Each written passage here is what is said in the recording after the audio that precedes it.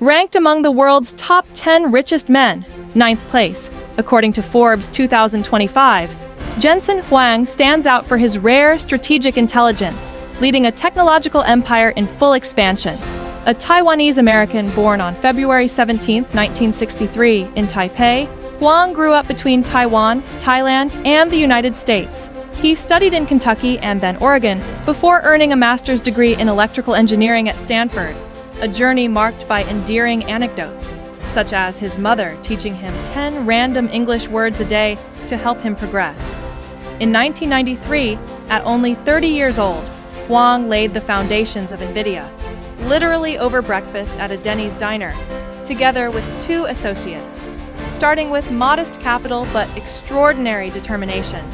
Within a few years, he pulled the company back from near bankruptcy, thanks to revolutionary GPUs, notably the NVIDIA 128 in 1997, which saved the struggling firm. For over 3 decades, he has been both CEO and driving force, relying less on rigid hierarchies than on a long-term strategic vision. He maintains a relatively flat management structure, directly supervising around 60 key collaborators. His personal trademarks? The iconic leather jacket, a symbol of an assured but unpretentious presence, and a recurring phrase, "Now is the most important time." He never works in the past tense. Under his leadership, NVIDIA has transcended its initial role in video gaming to become the cornerstone of accelerated computing and artificial intelligence. Silicon Valley no longer views its GPUs merely for graphic rendering, but embraces them to train neural networks, power the cloud, and enable autonomous vehicles. This transformation culminated in a record market capitalization. In July 2025, NVIDIA became the first company to reach $4 trillion in market value.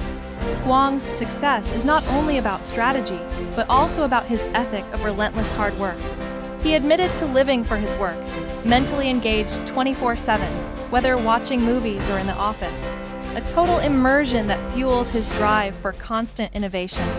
This obsession is double-edged, highly productive, but demanding for both his colleagues and himself.